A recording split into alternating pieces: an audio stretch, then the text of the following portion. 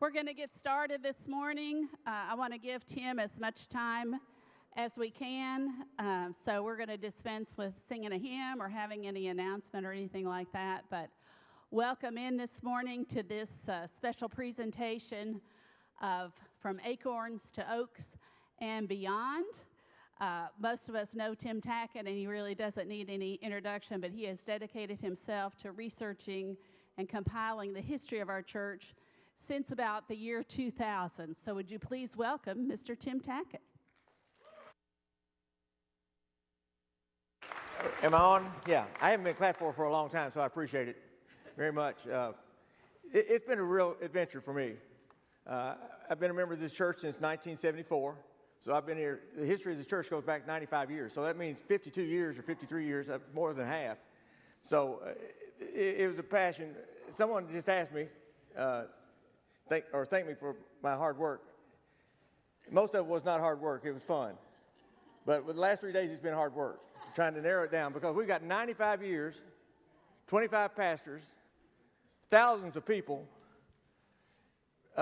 programs such as Journey Home and Men's Club and NYF and music program, and we could spend an hour on each of those.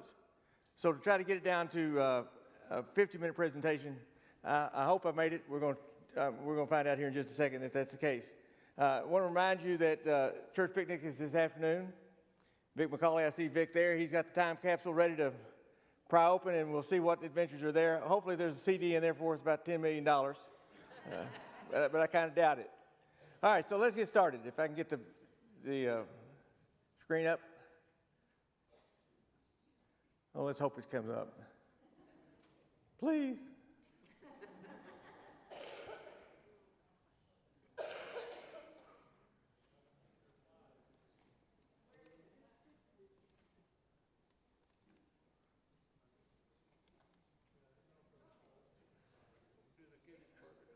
It was on yesterday, I know that. I came by to make sure you got on.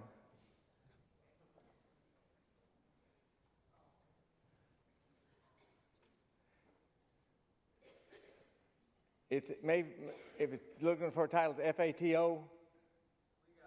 Okay. FATO stands for From Acorns to Nuts. Let's go ahead and talk about Florence McFerrin for just a minute. She wrote this book and finished it in 2001.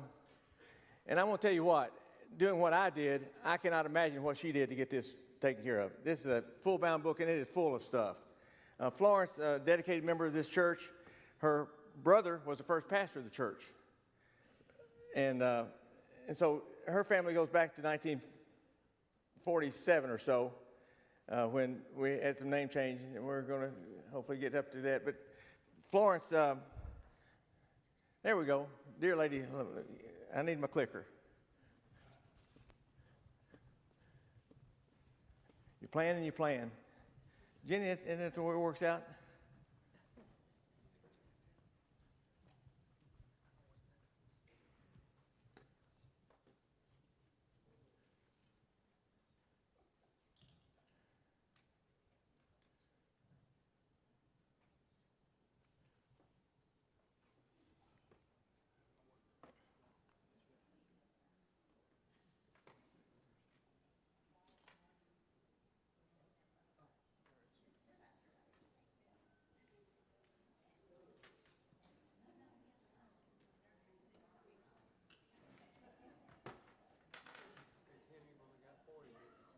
Yeah, I'm down to...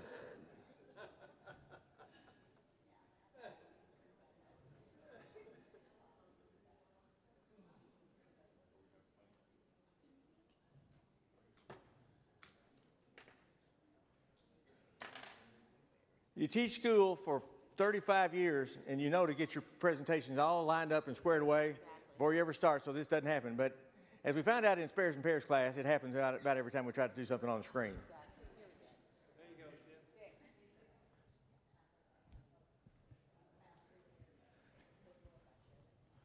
There's Miss Florence, and the words that are there. There are some of these books available if anyone would be interested in purchasing one. It's worth it, to me at least, to have. 1929, The United Methodist history shows that it was the Methodist Episcopal Church at that particular time, and Reverend Baggett from First Church here in Murfreesboro recommended to the board that a new church be established in Murfreesboro, and it was approved in October, and it was at that time called the Tennessee Conference Memorial Church. And it's on Tennessee Boulevard, which is pretty much across what's now called Middle Tennessee Boulevard from the President's House in that area. If you know where Campus School is and Lytle Street, right there on that corner. James Reed Cox, Florence's maiden name was Cox, was named the first minister, and he was married to Flora Baggett, who happened to be the daughter of Reverend Baggett. Then the stock market crashed. What a time to start a church, right? Situation like that. But it got legs and took place, and you see the pastors listed there in the 1930s. I've put down the population of Murfreesboro right at 8,000 people in 1930. It's kind of hard to imagine. 19% of the citizens at that time graduated high school, and only a small minority were in the college group. But here we go. It was a dairy barn converted to a church. And that map is pretty hard to see, but we'll go through that a bit later. We've got Minerva Harrell listed here. That name Harrell goes back, and we'll get to that here in just a bit. The pictures, as you can see, from that era are not very clear, and they're certainly not clear up on the screen. So unfortunately, you can't see much, but you see the dairy barn at the top, the sign for the Episcopal Church, and then the seating. They used the whole bottom floor of that area for the church. And so they replaced some flooring. They left the barn roof in place and began worshiping. And I think the first offering was something like $15. That's what it is. Membership in 33 became 63 people. And you can see the warranty deed they'd paid off the church by 1935, which is pretty remarkable given the fact that we were in the midst of a depression. An old picture from 36. And then in 39, the overall name changed to the Methodist Episcopal Church South to form the Methodist Church at that particular time. Over the 40s, the population has grown all the way to 9,400 in Murfreesboro. You can see the education area is not rising a whole lot, and you see the list of pastors. The Methodist way, if we get from 47 on, about 4 years was the length of time that Methodist ministers were there. During this particular time, many of these ministers that served our church were students and not ordained. They served the best they could, and and some served at no cost at all. No remuneration was given to them. You can see the list of the roll that's there. And in 1945, the congregation was struggling a bit, not much growth going on, and so they decided to board up the windows, and so they sold the church building, and they moved down to what's now called the Free Methodist Church here in Murfreesboro and worshiped there temporarily until they get a new place and spot. Now, I wasn't there in 46, but it seems to me if you're going to sell a church, you're probably going to dissolve the church instead of turning around and buying a new church for a lot of money, but that's what happened.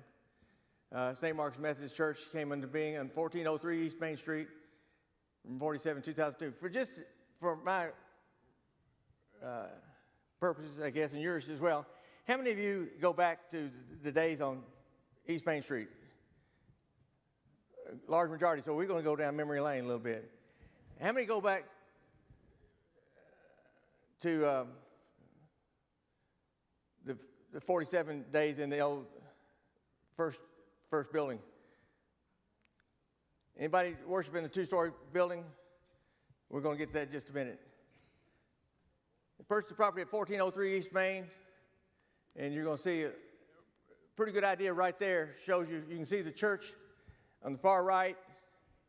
You can see the marker for the entrance to MTSU there on East Main Street. So you get the idea of the proximity of the place. It was a two-story brick building. a home actually that turned into the church. Contract was signed for $20,000, and off we go.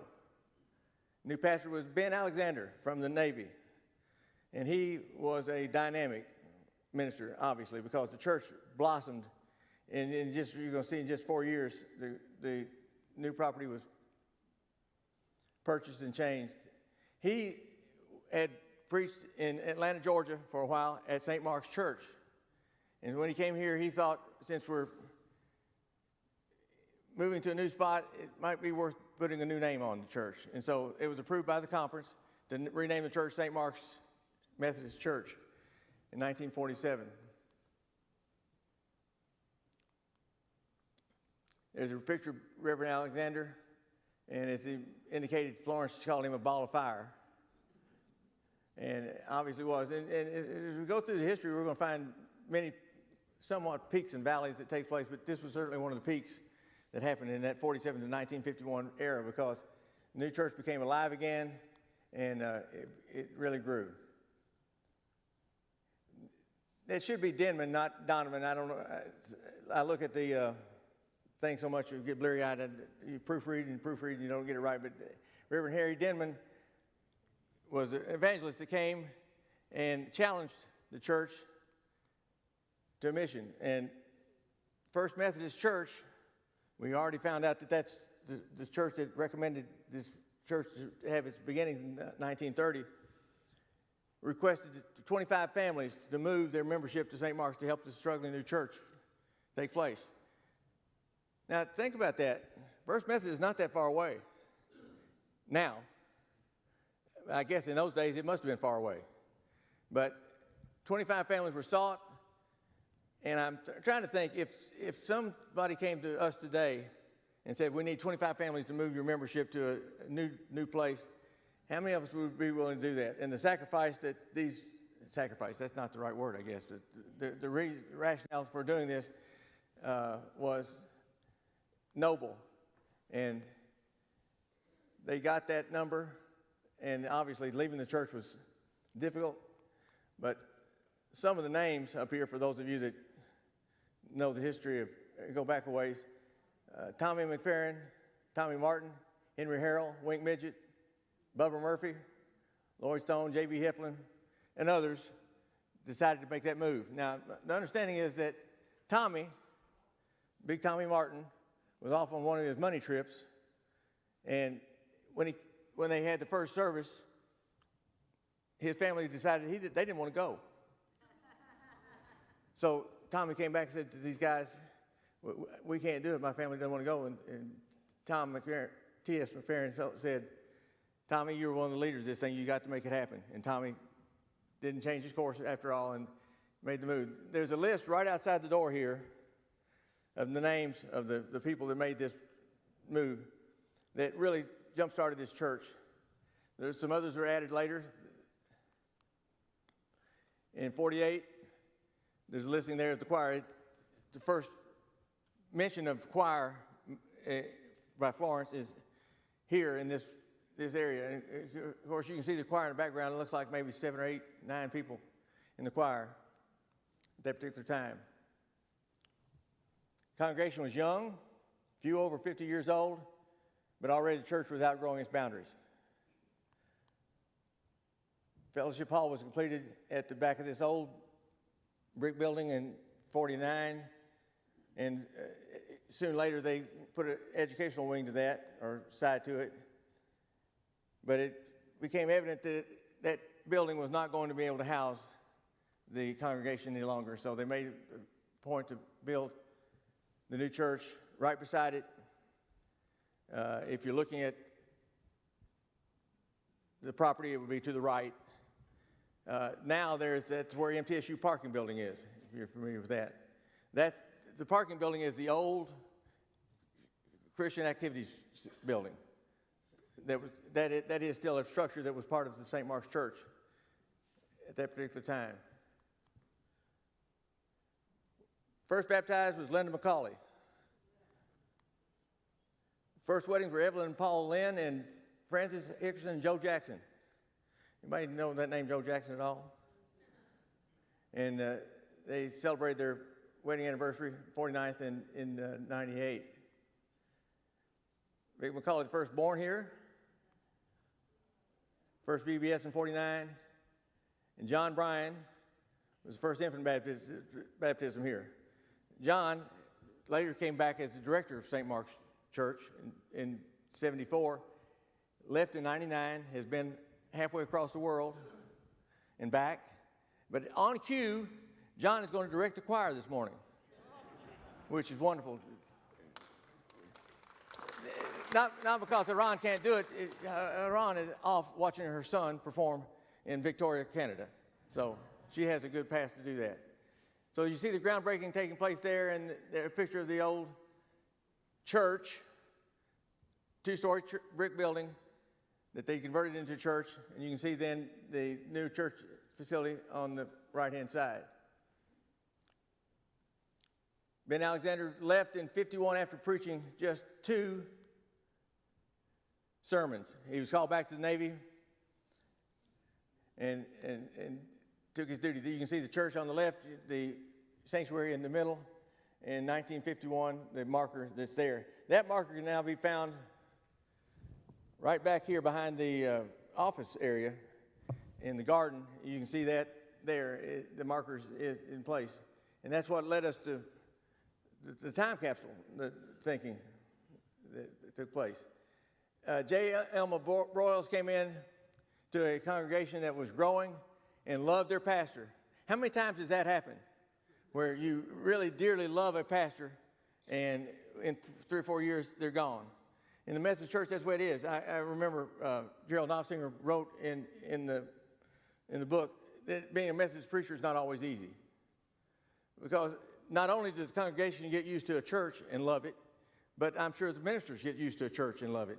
And they're going to pick up stakes and move to a new place that may or may not accept them as well.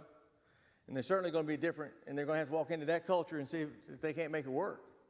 I've got great admiration for the ministers that have done that, because to move 4 years and pick up stakes and move 4 years and pick up stakes and move 4 years, at some point in time you're going to hit a dead spot, I think. And the same thing's true with the churches. But he came in and picked up, and things went very well. The next minister was R.M. Johnson. And I don't know why I put that Western Union up there. It does. In fact, I saw it as I was going through some things, and I thought, I've never seen a telegram before, so I decided to put it up there. Men's Club began in 56, that particular time. In the Treasury Report, look at that in December of 1955. Treasury Report shows, $572.28, something like that. I can't see very well. I didn't realize I was going to have to read off this little bitty screen. But everything was paid. And that's one thing, going back through the history of this church, financially, this church has been typically very good stewards of the money and not spending beyond what the means could handle. And that was simply the case. We've got another church in good situation there. Carol Hickman came in after that. You look at the church attendance at that particular time, it's 300. Church school attendance, I should say, and 325 active church members at that particular time. Parsonage was at Maymont Street, which is over this direction, the university. Not too far from here, actually. And you see this happen consistently for the next several years. Eddie Voorhees, appointed chairperson to pursue an educational building. Building upon building upon building took place to handle the deal. Vic McCauley writes some remembrances of there. Vic has been in this church all his life. Am I right, Vic? And he mentioned that because of the proximity to MTSU, many professors were here. Many school teachers that weren't professors but teaching in public schools were here. It was a high-end intellectual group of people. And he says the bishop was challenged to make sure that he could put the right person in the right place, because not everyone could handle maybe that type of situation. And I also told Vic, am I right, that oftentimes they were giving advice to the preacher how he needed to get things done. You're not shaking your head. Well, he messed up in his sermon. He was corrected before he got home that day. The professors would meet him at the door and let him know where he misspoke. So it was a challenge, but I think looking back from the whole history, 4 years later, people came in, and this church accepted every one of them where they happened to stand and be. And they could be different as night and day. And again, my admiration goes out to the staff, not only the minister, but the entire staff for making that work. He decided to drop some names. You're familiar with Joe B. Jackson Parkway, Mayor Jackson, member of this church. As you mentioned, he was the second one married here. J.T. Jackson, that name will come up here in just a bit. Later, that's Joe B.'s brother. Tommy Martin, a street named after him here in town. Eddie Voorhees, a building at MTSU named after him. And everybody in not only Tennessee, but across the country knows about Murphy Center. Charles Bubber Murphy, it was named for him. Leona, his wife, dear lady as well, wonderful family. Pat Murphy taught at Lascasas School with my dear wife Linda for years and years and years. And a great family for sure. And then Dr. Garrison was also mentioned. And there's others. Wing Midget has a building named after himself. Not after himself. It's named for him. And there's others across. We have always had what I would call a high-end group of people in the church, and certainly the leadership provided for that. James Beatty's the next guy in line. The educational building was opened in '65. And that building would have been directly behind the church, going in the direction of the university, for those that remember back in those days. Membership gain was 252 during that particular time. And so we continued to grow and grow and grow. Bill Moss came in next. Membership over 800 at that particular point in time. And Reverend Moss had a dream, it said in the book, that another church needed to be built in Murfreesboro. And he followed that dream, and it never realized itself. It did not happen, and he was pretty distraught that that dream did not occur. In '68, the Methodist Church merged with Evangelical United Brethren Church to form the United Methodist Church as we know it today. Population has grown all the way to 26,000 in 1970. That's when I started school at MTSU in 1970, and people asked me, how big is it? And I said, it's about the size of Jeffersonville, Indiana, which was the big city near me as I was growing up in high school. By this time, we've got 55% of the kids graduating from high school. That's still not a big number. L.C. Trout was the minister at the time. Came in '71. L.C. was a great guy. Very cordial, very learned, and did a super job with the congregation at that particular point. Still using the old building next door, and you can see G.C. Hickson up there, second one from the right, and Ted LaRoche, second one from the left, and Gloria beside him there. So these are some folks that you may recognize. But that building was still being used at that particular time for classroom space.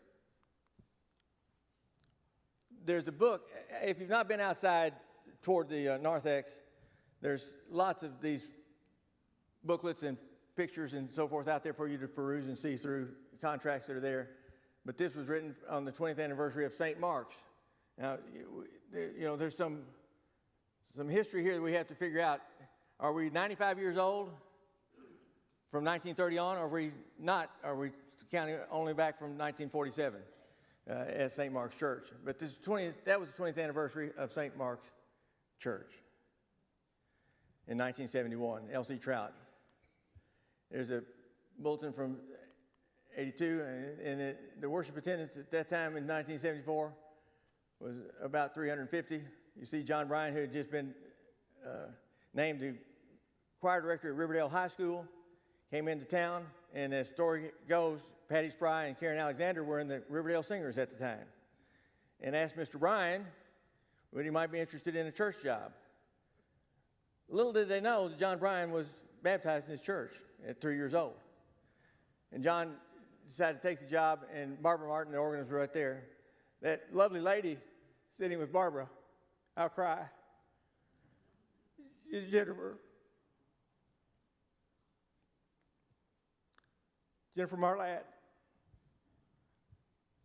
When Jennifer was about 3 years old,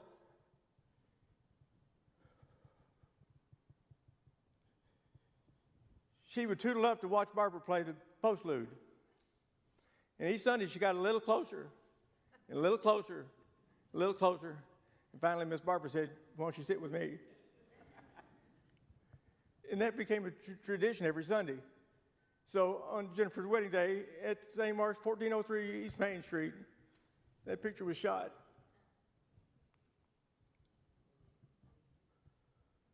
Paul Allen came in 1975. What a genteel man he was. Wynell, his wife, is pictured with him, and he oversaw the redecoration of the church in 78. Paul Allen's one that I remember with great interest as well. Jim Sweeney came in next. Jim was a quiet, very thoughtful person, not big in stature. Again, I'm just amazed that the quality of ministers we've had throughout this area church. Been asked what makes St. Mark's work. A whole lot of because the ministerial staff that was put in place here were high quality. Pipe organ was installed during his time, and Jim Sweeney was the first to start the children's time message that we now see as a challenge to the ministers as they try to compete with these neat people that give the stories throughout. Homecoming was celebrated in 81, and you look at the pastors. Reverend Cox, the first minister of College Place Church, preached at the 8:30 service, and Reverend Alexander, the 1947 minister, when they moved properties to East Main Street, was the minister at 11 o'clock. Quite a glorious day. On July 29th, we came up on a beautiful Sunday morning, drove up to the church, and noticed not many cars were there. And there were people standing around out front, and Lynn and I are never early to anything, so the idea that we'd get there and not find many cars in the parking lot, something was wrong. And what was wrong is the church had been vandalized the night before. And a great deal of damage was done, but it was put back together, thankfully, and time moved on. 1980, many of you will remember the festival lessons and carols services that took place during the Christmas season year after year after year. John Bryan put that into place, and it was one of the great traditions of the church for many years. The choir would perform the anthems throughout, and there would be the lessons and carols. The lessons were scripture readings or readings of such that were placed in between. So great opportunity for that. 1981, the preschool program started here. 91, that's 45 years or so, something like that, a long time ago. Samantha Daniels, the current director, is shown there, and the invitation for the blue invitation is not from 1981. It's a later invitation that takes place.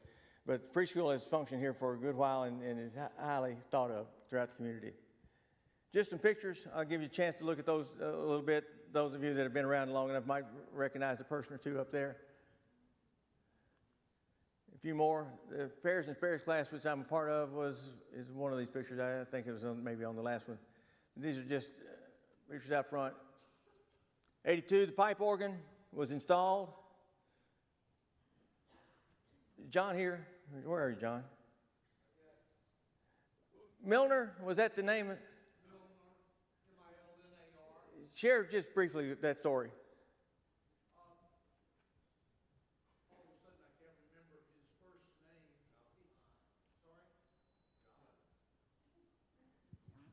I can't remember his first name all of a sudden. That's part of, what? No. Milner was the last name. He was he was a pipe organ builder in Eagleville, Tennessee, of all places. And I got to know him as he was working on the organ at St. Rose Catholic Church, and also through Margaret Wright, who was the organ teacher at MTSU. So we eventually came to a conclusion of having him build the organ and maintain the organ at the old St. Mark's. So, Thank you, John. Quite the deal. Unfortunately, when we made the move here, the pipe organ didn't come with it.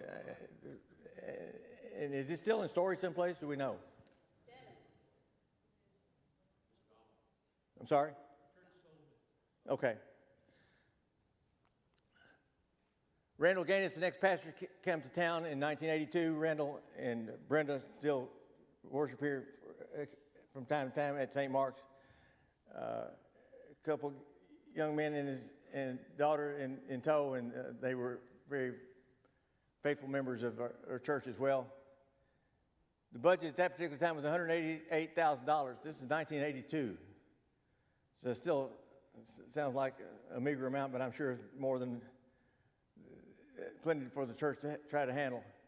The building committee recommended tearing down the old house and planned for a Christian activities building, which was the gym area out back, which is now, as I said, now the parking building for MTSU. It's still there on East Main Street, and that was approved, and Christian activities building was built. There was a strong thought process at that time, which should be the strong process of any church, is try to find ways to attract young people. Try to find ways to attract people that are active. And with that in mind, it took place. And you can see some pictures of David Huffman is in the top picture. That's the St. Mark's Youth Choir on Easter sunrise service, and probably about 1991 or 2, I'd say, something like that. And on the left-hand side of the screen is the Easter egg hunt, which was held at Daffodil Hill, as is known, the Harold property on East Main Street. Just, for those of you that are not real familiar with where I'm talking about it on East Main, if you go out of Rutherford Boulevard here, take a right, just stay on it, University pass by on the right, East Main Street, take a right, head toward town square. About 200 yards from the first and only traffic light you'll come to, well, you'll see the Daffodil Hill area. The church, the house sits back a little ways from the thing, and it's just a beautiful place, wonderful place to have an Easter egg hunt for sure, for anything else. And, it's fondly known as Daffodil Hill, as we mentioned. Fellowship Hall was dedicated. Many of us remember that as just coming at a wonderful time for our children, because the age-wise that they had opportunities to do so many things that are there. And you can see the picture of the structure going up. Willard Perry, he and Evelyn, members of this church for a long time. Cindy was a Sunday school teacher at the time. I remember my kids coming home and talking about Miss Cindy.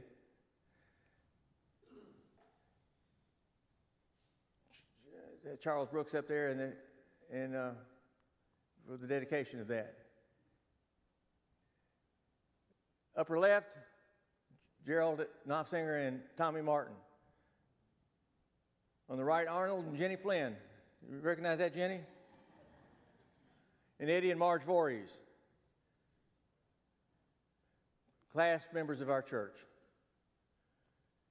And David Huffman made a point to put in the bulletin one Sunday morning how much admiration he had for this congregation, constantly growing and moving and trying to stay ahead of the game, so to speak. Of course, Murfreesboro was growing at the time as well. Porter Gunther. Anybody recognize Porter?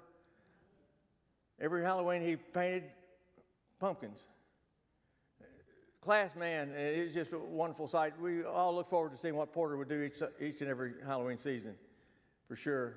On the bottom right is, from left to right, Florence McFerrin, Jim Ed Martin, Barbara Martin's and Norman's son, his wife, Lewis McCauley. And I put this picture in particular because Lewis just has that kind of playful look about him, if you look at him. Lewis was pretty much always in the background. Wanda was the more dynamic of the two. Vic, is that fair to say? And then that's Wanda on the right-hand side. Great story about Wanda. Wanda sang in the choir. Was probably the best recruiter for St. Mark's Church that there was. She would see somebody in the choir that she didn't know from the choir. And I can tell you, from my spot up there, I can see you guys sleeping out there sometimes. We have a chance to look and see. But Wanda would spot somebody in the congregation that she didn't know. And so when service was over, she'd make her way down there and see them. By the time she finished up, she knew where they were from, how many kids they had, their blood type, and what they had for dinner yesterday. 1974, it happened this way. She spotted this young man standing in the congregation that sang. As I sit and watch it, a lot of guys don't sing. Not only does this guy sing, he sang like he meant it. And walked down to that person and recruiting for not only the church, but for the choir. And we were hooked. Linda and I joined the church about 3 months later. So Wanda was a delightful lady, and as I say, probably had as much to do with church growth as anybody in the place. Next in, Gerald Knopfsinger, 86 to 92. I think that's the first pastor we've had that had more than about 4 or 5 years in place. Gerald and his wife Helen and kids, Nolan, Natalie, and Nanette. We didn't know much about Nanette. She was off in New York. Who was the guy she worked for, the newscaster, or the weather guy? Today Show, yeah. So Willard Scott, all right? Many of you remember Willard Scott. Well, Nanette was part of that deal, behind the scenes person. You see pictures of Gerald with Norman Martin and Paul Givens. Paul and Gerald had a relationship that was just very special, I understand. And you can see it upper right, it's Mike Warren, Mike and Karen, and Helen, is that Rachel Givens up there? I think so. In 1988, the church was renovated, trying to find a way to stay current enough and keep up. And what happened is there was a room kind of behind the choir loft that they tore the back wall out and moved into that room and were able to add 5 rows of seating up front. So it had to tear out all the deal and back it up. Added another 60, 70 people that could attend the church, I think, at that particular time. And this is a picture of the fellowship hall, which was not nearly big enough, but for a few months, that's where we worship. And you can see the staging area there, which is very small. And of course, chairs had to be moved every Sunday in and out to make room for the congregation to come in.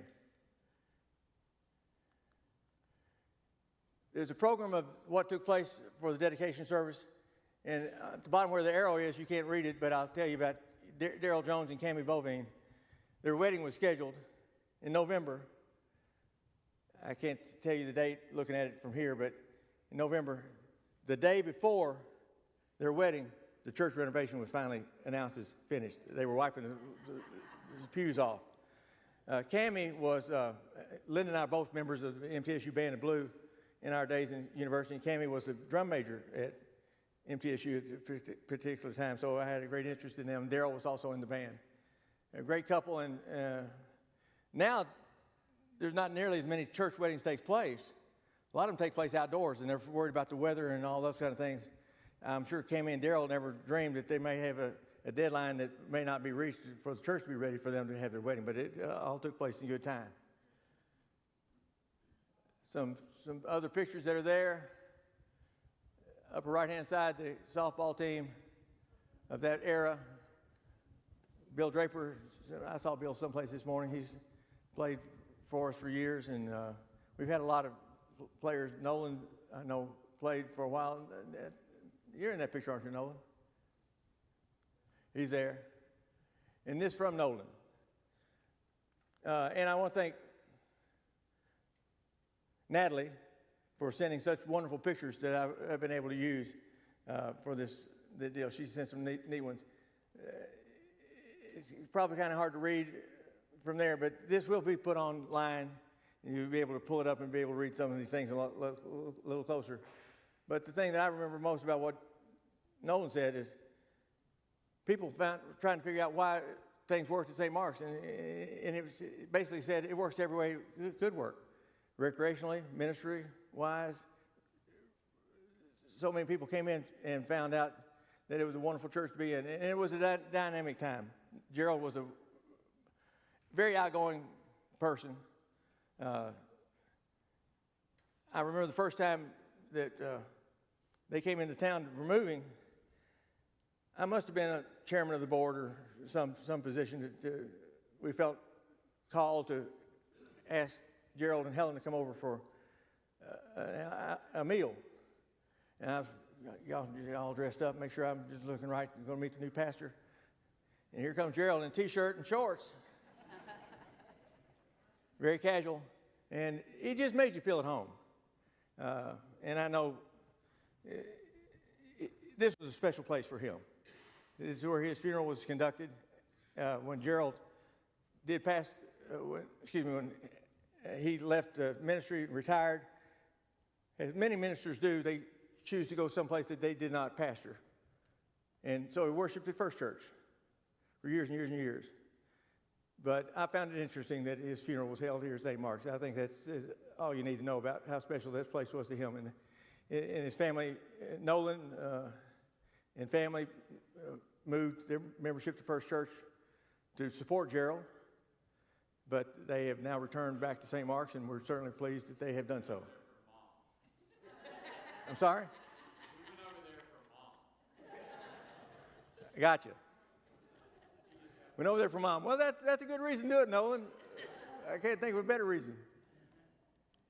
So many good things that are written there, and Nolan speaks from the heart.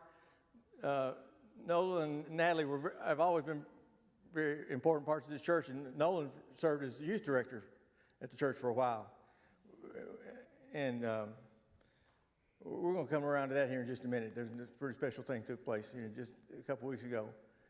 Some stained glass windows, Marilyn Brisboy designed, and these were installed in the greeting area. I think it was called the narthex there at the church, but it was nothing like what we have here.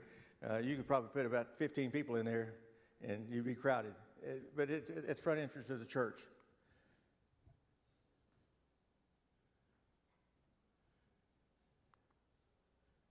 I'm going the wrong direction, and I'm sorry. I thought, what's that all about?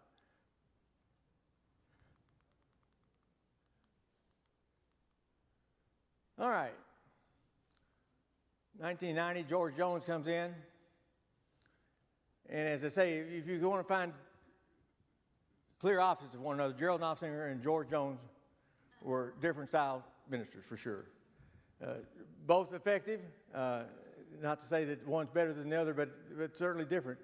And for this congregation to be able to work with and accept those different personalities was pretty special.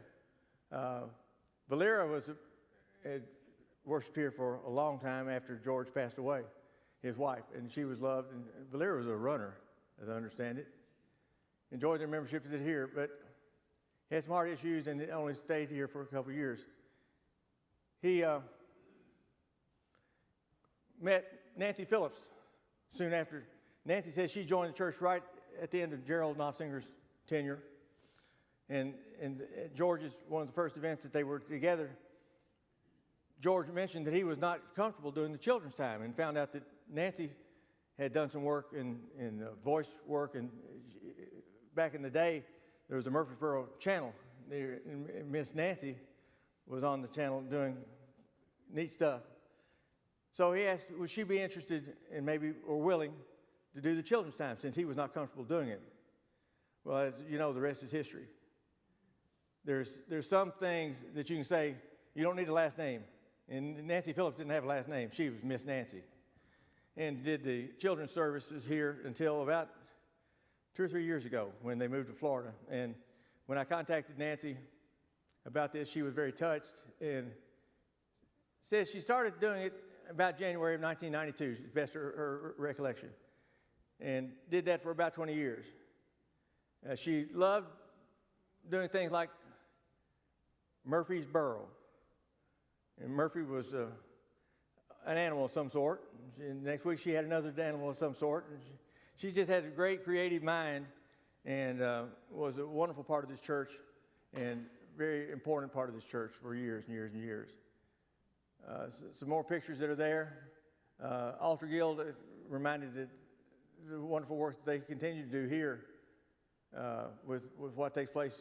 We got such talented people working, and they work with very little credit. Who knows what takes place. But seasons of the year are very important.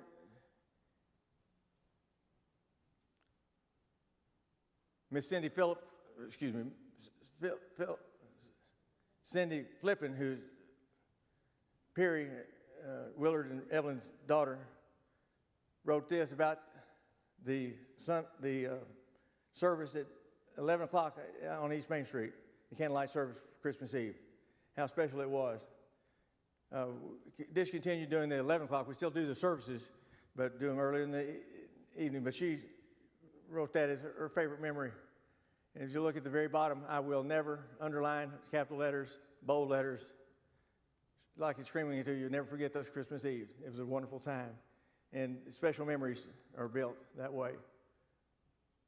92, Bart Dotson Day was held. Bart was a paraplegic Olympian. In 1982, won 7 gold medals and set 7 world records.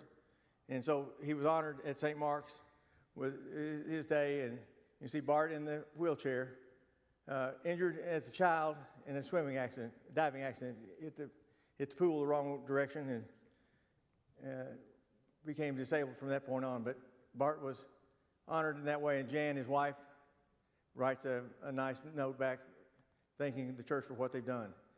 You talk about a program that could last for an hour. Scouting here is a great scouting program. Would you like to take a guess at how many Eagle Scouts have come from Troop 398? 167. Staggering number. I get my facts right. Founded at Southeast Baptist Church in 1965. Moved here and continue to be here. And we are blessed to have them on Super Bowl Sunday and July the 4th and Thanksgiving, doing the fundraising work and providing some nice meals for us. But if you come over here on I think it's Tuesday night, somebody help me out, Monday night, they're in the wing right over here, the community wing, holding camp. Mike Warren, Fred Daniel, Steve Dix. Mike, anybody else I need to mention is in leadership as far as your scouting program is concerned? Gary Weiser. Gary, great guy. You know, back a little farther than that, Billy Insel. I remember Bill being part of what took place here, and seemed like Herb White was also involved. The quote that Mike provided for me, scouting is nothing less than applied Christianity. I can't think of better things for a church to do than to work with the youth the way the scout programs have been held here. And the number of hours is countless that they put in. But I've got a feeling that Mike and others do it for the love of scouting and the love of kids and what they're able to mean to that.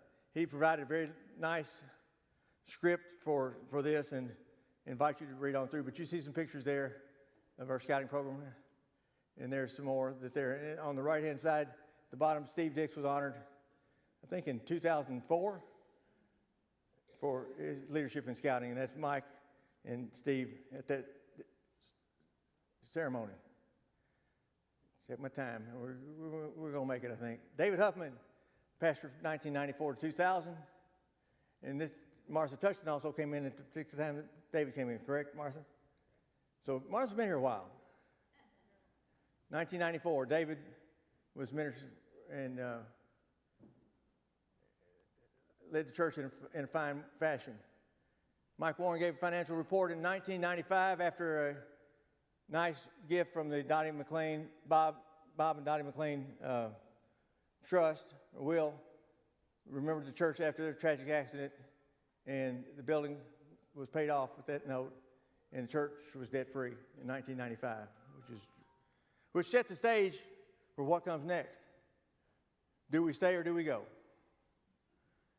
At that time, East Main Street property was slightly less than 2 acres.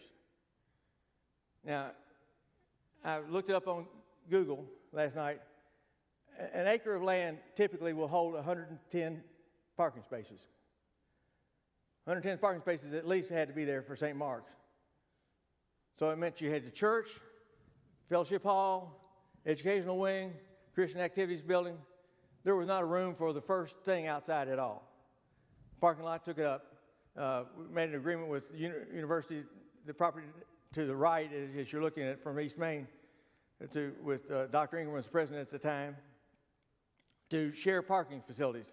So MTSU allowed us to use their parking spaces on Sunday morning, which kind of bought some time, and they were allowed to use it during the school week, which made it difficult on a Wednesday if you had to have a funeral, because parking became a real issue, because there was, kids were parking there, students were parking there.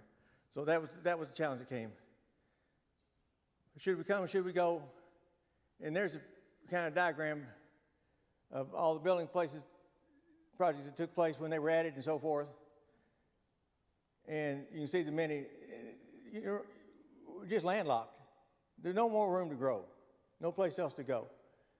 But it was a beloved church. You notice my sentimental side comes out when I talk about 1403 East Main Street. And for many of us, it was heartbreaking to leave that wonderful little church. But the decision was made that we should go. It was made possible by a couple things. J.T. Jackson, Ron Jackson's father, Ron says he bush hogged his property once upon a time, made a generous donation of land. About a third of the property we have here was donated. The other 14 acres were sold, or 14 or so, $253,000. So at the end of the day, St. Mark's, for $253,000, owned 21 acres of property right here. No telling what the property is worth today. Ron and his family are to be commended for that generous opportunity. Another thing that made it happen is the property at East Main Street would have to be sold. Only one buyer would have any interest in buying that property that was landlocked around MTSU, and that was MTSU. $1.6 million later, we sold the property. So if you do the math, 1.6 to sell, about $250,000 to buy, going from 2 acres to 21 acres.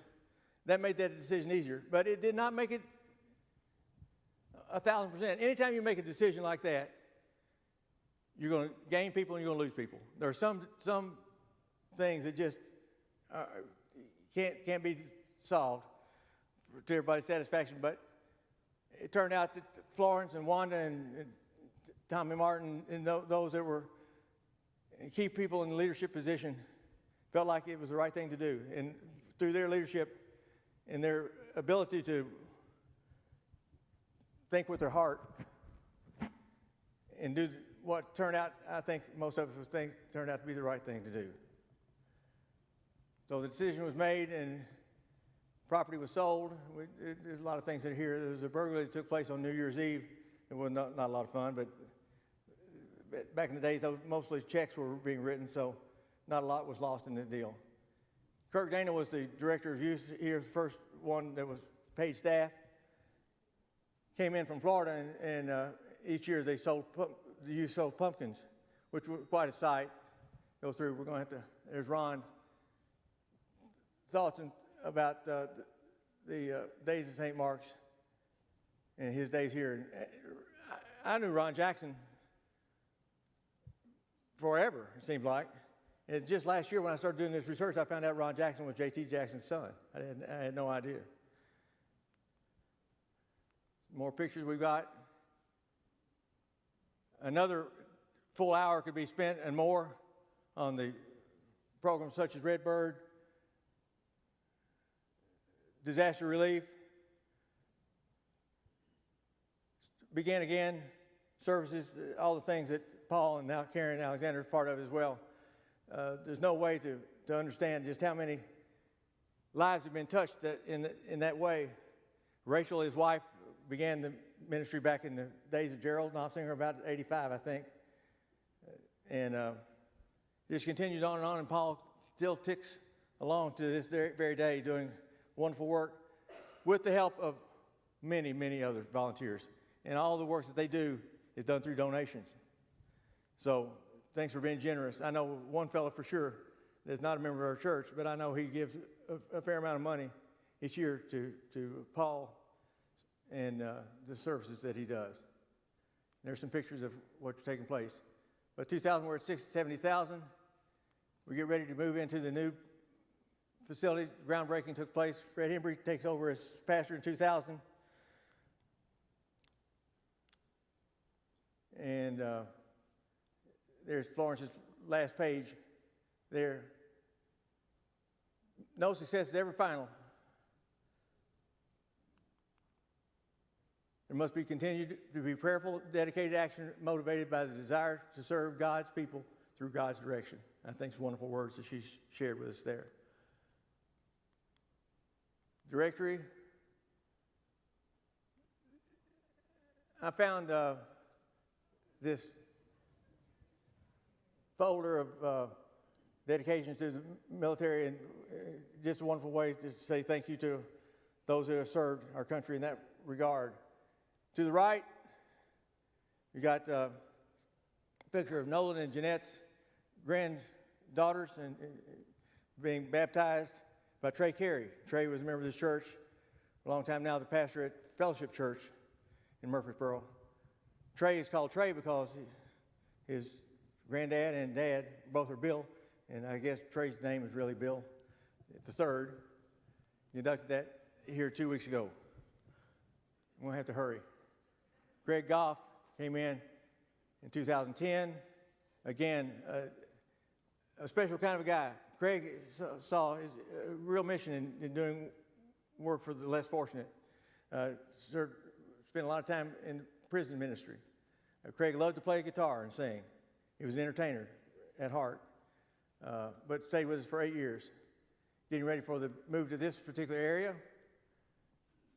We were worshiping at the time in the gym area at the time. For 10 years we were there. In 2006, the motion was made to try to go ahead with phase 2. And if you remember, 2006 was right about the time that the money markets slipped and in decline. My understanding was that about that time the hospital was to be built, and it just barely made it under the deadline, I think, before it may have been pulled as well. You see construction phase 2. And Tommy Ward comes in 2018, serves our pastor. Since then, done a terrific job. I wrote there that I received a note from Tommy long before I ever met him, before he came to this church. I bet many of you did too. And then that continues. Tommy, on 25th of this month, sent this to me, reminding me he's praying for my dad on his 5th anniversary of his death. What a wonderful service that is. Columbarium was added in 2018 right over here. If you've not had a chance to visit it, I hope you do. 21 spots are full, 42 spots are reserved, 36 spots are still there at $2,000 a whack. If you're interested in that, I think it's a wonderful thing. Linda and I have our spot reserved. I hope that day doesn't come real soon, but it may. COVID, probably the most devastating thing that's hit churches and other areas. And talk about a divisive situation. It was one of those things that it was impossible to make a decision that pleased everybody. And so we've lost some membership because of what taken place in trying to build our church membership back to where it was. The average attendance in 1999 was 393. We're averaging a little over 300 now. So slowly, but I think surely things are coming back. Soulful worship, I hate to skip through this, but I got some things I need to get to. Outside spaces that are there. I got to back up on this one. St. Mark's known for anything. It's for being a servant to people outside of these walls. So many programs that are there that we support, and glad to do so. Can't pass over music. Martha Touchton playing the solo handbells is something to see. Flute choir, clarinet choirs have come in, performed for us. The Dentons are part of this ministry for a long time.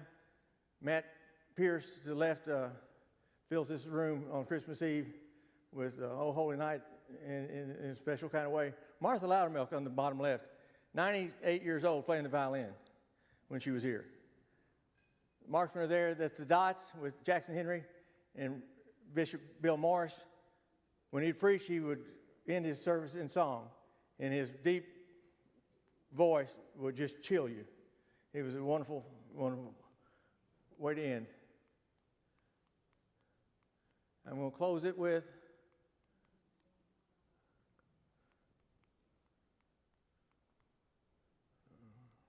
go the right direction. I don't have time. All right. Oldest active member. This is the end. Who is that? Jenny Flynn, sitting right over here.